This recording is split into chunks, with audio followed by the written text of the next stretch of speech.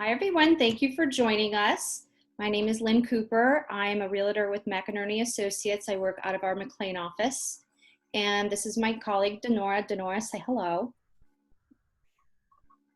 Hi, everyone. I'm Denora Chacon, and I'm with McInerney Associates as well, but I'm actually out of the Arlington office. Thank you so much for spending time with us. We're so excited to give you guys an update on what's going on with the market. So welcome. All right, let's hop on to the first slide. So basically, we're going to talk to you today about how buying and selling a home during a pandemic is not only doable, but the ways that this has changed. So the ways in which home buying and selling has changed because of COVID. So back in 2007 through 2009, that crisis was a financial crisis, which was brought on by the housing market. And what we're experiencing now is completely different because this is a health crisis.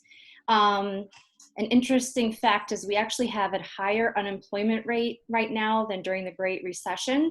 But Congress moved very quickly this time and authorized $3 trillion in rescue spending, which is twice the rescue spending that they issued back in 2007. So we're all hoping that the effect on the economy will be short-lived. In March, I remember this distinctly because I was working with a couple buyers that we kept writing contracts on homes and losing because of multiple offers. And March 13th, when the uncertainty hit and the schools closed and everyone started working from home and not knowing what was going to happen, realtors, home inspectors, and appraisers were actually deemed essential. And we saw a big dip in showings and overall contract activity. And the smart agents and the smart buyers continued to shop. And I know because I was one of them. So I was able to put those two buyers under contract. We were the only contract, so we did not have to escalate or waive contingencies. So it was a lot of uncertainty. And again, it was advantageous to keep in mind that less people were out buying and it was a good time to buy a property. And we're starting to see that change, and we'll go over that in the following slides. Another thing that happened when COVID hit is the contract to close cycle was taking a lot longer. Typically, we see this take between 30 to 45 days from the time a contract is signed by both parties and the home inspection takes place and the appraisal and the financing contingency is resolved. During COVID, it was over 45 days, and the reason is lenders and settlement companies were typically working in a traditional office setting, and they didn't have their workers set up to work from home. So they had to scramble and get them set up so that they could do what everybody else is doing right now, which is the work from home model. But we're seeing the contract to close go back to between 30 and 45 days.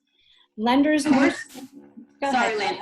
You're right. There was a little bit of a delay, like you said, for people who were under contract at that point, and everybody was trying to figure out. Because I do remember, I luckily didn't have anything at the time, but I remember hearing from other colleagues and friends of mine in the title industry where they had to make extensions because of exactly what you were just saying. Exactly.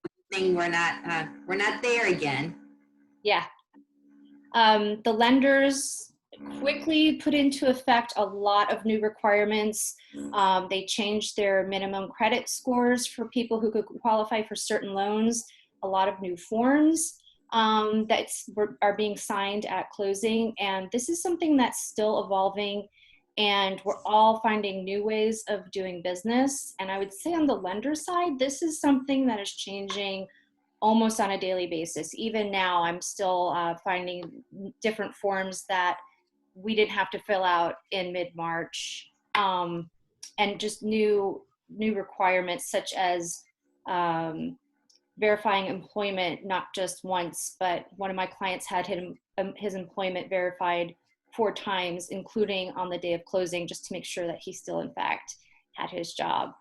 And we are going to talk about supply and demand in the next slides, but just quickly, current inventory is 50% below April of 2019, and our average days on market in Fairfax County is only 13. So this is supply and demand, low inventory, high demand, a lot of buyers out there. It means it's a seller's market. And if anyone is a current homeowner not looking to buy or sell, it's a really great time to take advantage of the low rates and refinance. So if you're paying anything above 4%, definitely get in touch with a loan officer and see if you can refinance and save some money on your monthly payments. And Denora and I both have referrals to awesome loan officers. So we're happy to pass those names on along to you. Absolutely. So If anyone has that interest right now, they need to like jump on it today as this call, this seminar is over for sure. I threw this in just for fun. I found this. This is a Freddie Mac statistic, how interest rates have changed over time. So you'll see in the 80s when my parents bought their house, they actually paid 13% interest and they thought that was good. And you've seen over time how they've fallen. And today we're at 3.24%. So a lot of buyers are taking advantage of these historically low interest rates and qualifying and being able to get the American dream at very affordable rates. And I think, did you tell me you saw somebody had lower than that too? I had somebody at 2.9. Yeah, I've seen a lot of the VA loans where they've been able to offer even something lower than that. Yeah.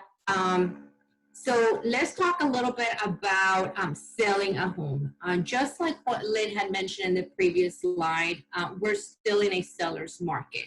So if you've been giving it some thought about selling in the past and have had some kind of hesitation because obviously of the pandemic, let me just tell you that there are ways that we can help you prepare the home in a safe manner for your family and for, of course, for those buyers that are coming in, and for you to take advantage in a good way, advantage of the market.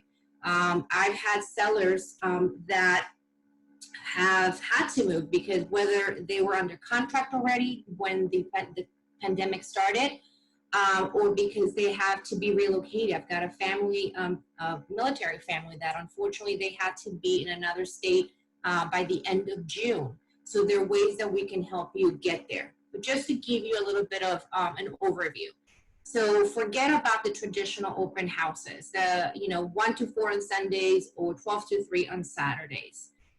We are not longer doing those. And this is something that Mac and Ernie put in effect right away, right, Lynn? I think at the beginning of March, as soon as we went into the stay-at-home, we were definitely not allowed to do this. And a lot of my sellers understood that because, of course, it was scary trying to, the thought of getting a lot of people in your home.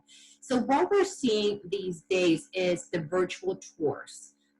Where if I put the property on the market, then we'll do a video so that we can get those buyers that are out there sitting at their, at their living room. They can look at the property and engage them that way.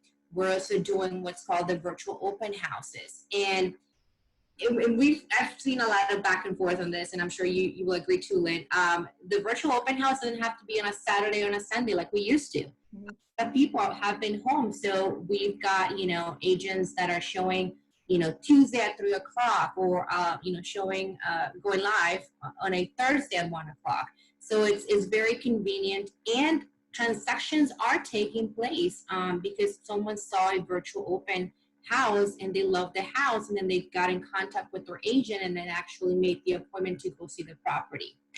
All the showings are being required for everyone to wear a mask, shoe covers, or remove your shoes. And we're asking our sellers to leave all the lights on and leave as many doors open so that the buyer's agents and the buyers coming through minimize touching all those areas, right? So even some cabinets too, we've asked that if there's a pantry, a big pantry, leave those open so that'll help us, again, minimize contact, right? We're also allowing only the agent and 2 people involved in the transaction to come through, and we're staggering those appointments. So we're allowing 1 appointment every hour. Again, because we don't want people to be coming in all at once. One of the things that we had to put together, and I love what Lynn is calling this, is the Welcome Wellness Table. And if you guys remember, back in March, it was so hard to find wipes, the hand sanitizer, but now all of that is being provided. So we have a table right as soon as the buyer agent and the buyers come in for them to use the hand sanitizer, to take a wipe, and if they're gonna turn any lights, switches, or touch anything, we would like them to do a little bit of a wipe down. And the same thing for the shoe covers, for them to remove them and throw them in the trash. So we've got that as soon as they walk in, so that, again, we're trying to get everyone to stay healthy. One of the things also that we've incorporated is what we're calling the property access acknowledgement form. And this is a questionnaire with some standard questions. Have you been out of the country? Have you visited any of the countries that were on the list? Have you had a temperature? If anyone answers yes to any of those questions, then we would kindly and respectfully ask that they do not show the property. We are tracking the vendors that are coming in. We're tracking the inspectors. Anyone coming through the house, we definitely need them to complete that. It's not mandatory, but we're definitely encouraging. And we have seen every colleague cooperate from different brokerages, because a lot of the brokerages have it too. So it's great. It's another way to of screening people coming in. As you guys probably have heard this stat before, but 95% of the buyers start their search online. Wherever you go, you'll go to any of those third-party websites and they will start looking at properties. So it's more than ever so important that, you know, the property shows well, that we get the professional photos done, that we get the videos. We also have the walkthrough videos, or the 3D videos. And staging. I cannot reinforce staging. I was on a listing appointment yesterday, follow-up listing appointment, I should say, and I was able to meet with a stager, because we want to be able to obviously maximize the space and have proportionate furniture. And Lynn, you're an interior designer. You're an expert on this. And sometimes we as owners of a property, we like certain type of furniture, but it might not look as well on the photo. It might not be as attractive to the consumer out there. So it's very important that we do all those things to be able to showcase your property in the best light.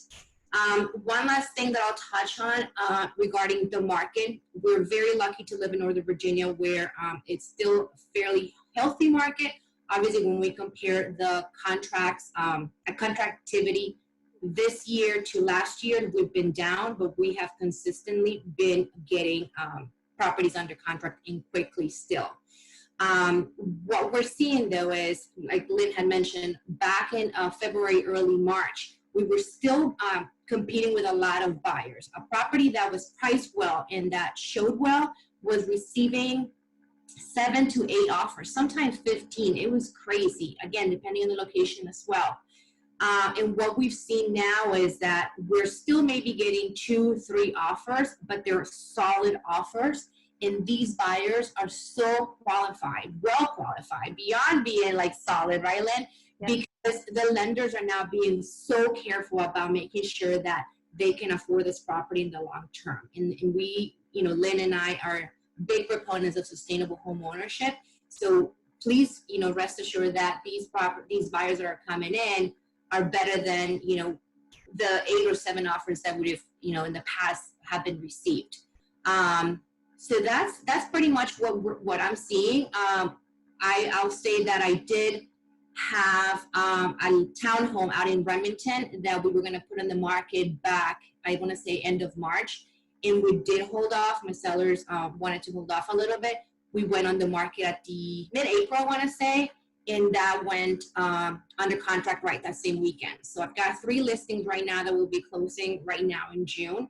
And again, right now I can say, because we've done the appraisals above asking price and on a quick turnaround. So that is good news for you guys if you're thinking about selling. So let us know how we can help you. Okay, let's move on to buying a home. Because the interest rates are so low, this is a great time to buy. Low rates and a little less competition, as we've stated. If you're thinking about waiting, please don't. I encourage you to jump in with both feet, because we're seeing home values continue to rise. And if you wait, you're going to end up paying more for a home. So contact us. We're definitely willing to walk you through the process of buying in more detail. Denora and I have led buyer seminars many times and we love doing it. So we'd be happy to help out. What's different about buying a home? Home inspections. Many home inspectors do not want the buyers present when they're conducting the inspection because they're trying to limit their contact with other people as well. So usually they only want the agent there. And what I've been doing is taking videos. If the inspector finds something on the HVAC unit, I'll have him walk through what he is concerned about, and I'll either FaceTime my client or take a video with them, in addition to walking through the home inspection report with them line by line on a Zoom call like we're doing now. So I pull up my screen, I have the report, and because I was there, I'm able to line by line tell them exactly what everything means. Appraisals are ordered by the lender. What they do is they send someone out to the home and they're basically trying to make sure that the buyer has not overpaid for the property. So the lender is trying to protect their investment. In March, many were being conducted virtually. So they would look at the pictures online and drive by the home, but never actually enter the home. I'm seeing this change as well. In fact, I was at an appraisal today and he wore gloves, mask, and shoe covers, and it was just like the old days. So I think we're kind of getting back to normal when it comes to the appraisals. Normal, right? In regards to financing, again, new lender requirements. And as I told you before, I had a buyer who the lender verified his employment 4 times during the process. So it was really important for him to let his boss know and put his boss on notice, like, they're going to keep calling, you have to call them right back, especially because they did call the day of closing to verify his employment. Lenders right now may also require higher credit scores. And again, I want to stress that all of this stuff on the lending side is changing daily. And I'm actually going to have another Zoom next week with the mortgage lender, and we're going to talk a little bit more about what she's seeing out there too. So I'll be sure to notify everyone about that. There are tighter restrictions around jumbo loans. Jumbo loans are loans over $751,000, and they're requiring new income levels. So anyone who's purchasing a home above that price range needs to be making more money than they did a few months ago. And we're seeing very few bridge loans. Bridge loans are the way to gap from a buyer owning a home and selling a home at the same time. They could, in the past, get what's called a bridge loan, which is just what it sounds like, bridging the financing between those two transactions. So we're seeing less and less of those. And closing, some settlement companies don't want the agent present to limit exposure again. And I've had 2 closings recently where we set up a table in the garage of the parking lot of the condo building, and we did an outdoor closing. It was a little bit like my buyer said, having a lemonade stand, but instead of buying lemonade, we bought a house. Thankfully the weather was good, but I was prepared with a tent and ready to roll. So we're just making things work right now. I love that story for sure. Yeah. I know too that now in Virginia we can do e-closings, and I know it's one of those things where we just have to notify the title agent and make sure that the buyers have the right software on their computer. Mm-hmm. So if the buyer or the seller do not want to walk into the settlement agent's office, then they can definitely do that. It's just another option to make everyone feel comfortable and safe. Yeah. Creative. All right, so we are on our last slide here for conclusions and any questions. Let's just look and see if anyone has any questions. If they do, feel free to post them on our chat.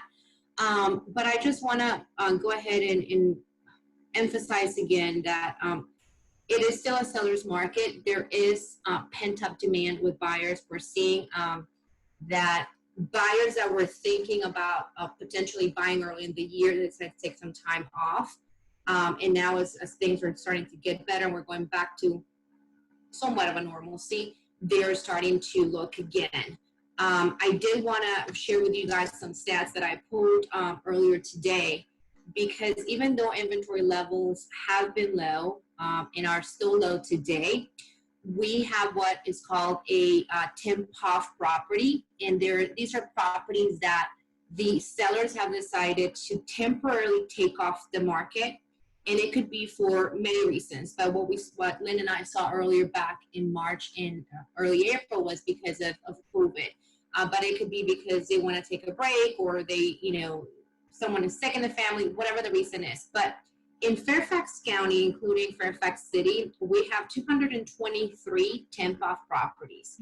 That gives you an idea that there is going to be a little bit more inventory coming to the market. I live in Herndon, and out of those 223, 12 listings are temp-off. Lynn lives in Reston, and 15 of those temp-offs will be coming from Reston. We have 108 temp-off properties in Loudoun County and 117 in Prince William. So we're going to start seeing a little bit more of an increase. We are expecting summer and early fall to be what we call usually the spring market for us, because again, we did not see that, or we did not experience it back in late February, early March. So if you've been thinking about it, it's a good idea for you buyers to get in touch with a loan officer and get everything ready, because like Lynn was saying, if you want a property, we can definitely get it for you and help you find it, but we want to make sure that you are pre-approved and we can do a quick closing. And I actually have a buyer, and I think I told you about her, Lynn, that we've been looking, and we missed out, unfortunately, 2 properties already, but we're able to close in 14 days. We can get that appraisal waived in 7 days. So working with the right agent and the right lender could mean leverage for you when you're submitting the offer. And for the sellers, that means that if they can do a quick closing and remove the appraisal contingency, they are good to go. That means less contingency, and we can move faster. Obviously, everyone has a different situation, but something to keep in mind.